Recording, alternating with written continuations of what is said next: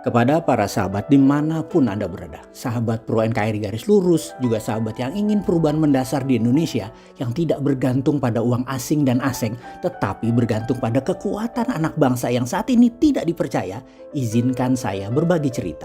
Sebagaimana jauh-jauh hari, saya mengatakan bahwa setelah November Pilpres Amerika, Trump jadi atau tidak jadi, COVID beritanya akan memudar, akan hilang dalam waktu yang cepat tanpa terasa. Bukan COVID-nya hilang, COVID abadi bersama kita hingga akhir zaman. Namun COVID sejak saat ini mempunyai makna lain. Kegunaannya sebagai political tool sudah selesai, sudah hilang. Sekarang COVID adalah pandemik saja tanpa embel-embel alat politik globalis dunia. Vaksin sudah ada, penanganan COVID makin canggih, obat sudah semakin tersedia. Industri farmasi besar sudah panen sejak awal COVID dan dunia kesehatan punya arti lain sejak saat itu.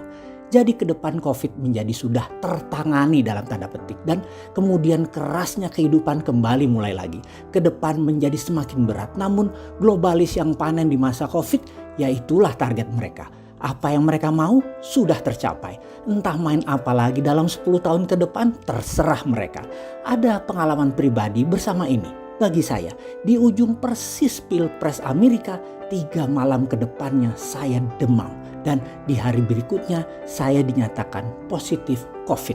Berbeda dengan kebanyakan orang yang mungkin terpapar COVID, kondisi imunitas saya 2 bulan terakhir agaknya sedang mengalami ujian kesehatan sehingga ketika COVID memapar, sisi lain dari kehidupan saya rasakan, yaitu badan saya lemas, mati rasa di lidah, dan banyak lagi keluhan COVID yang saya rasakan seperti batuk kecil.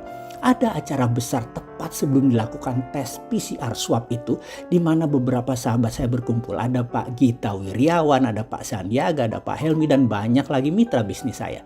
Namun semua setelah 7 hari setelahnya, alhamdulillah semuanya sehat, tidak terpapar. Di sisi lain saya esoknya lemas. Saya dibawa ke IGD.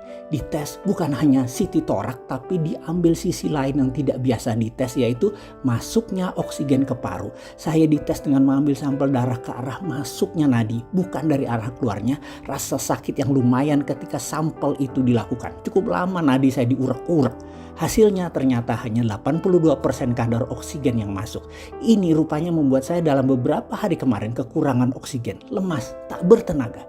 Singkat cerita, dokter bergerak cepat dan bukan hanya Avigan, Covifor, vitamin, oksigen, pengencer darah, apapun obat itu, ternyata saya secara cepat diberikan plasma darah dari orang yang terkena COVID.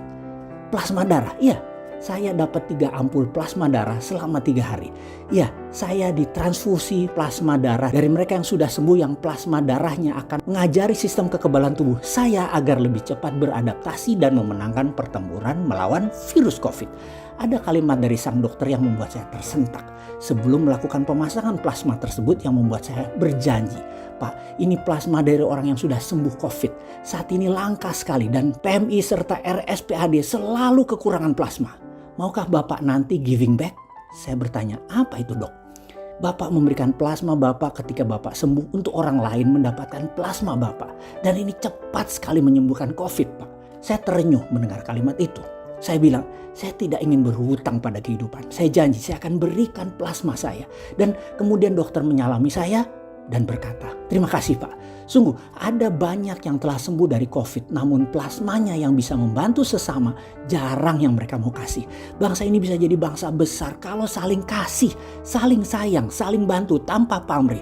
Apa yang dapat giving back lagi, terus bergulir. Demikian suara parau dari sang dokter berkata sambil memasang infus ke tubuh saya yang berisi donor plasma.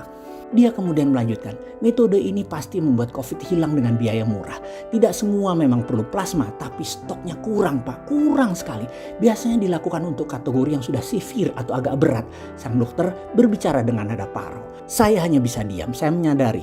Setuju, sangat setuju. Bangsa ini nggak kompak kali ya. Kenapa COVID yang salah satu metode penyelesaiannya memakai plasma darah kurang populer?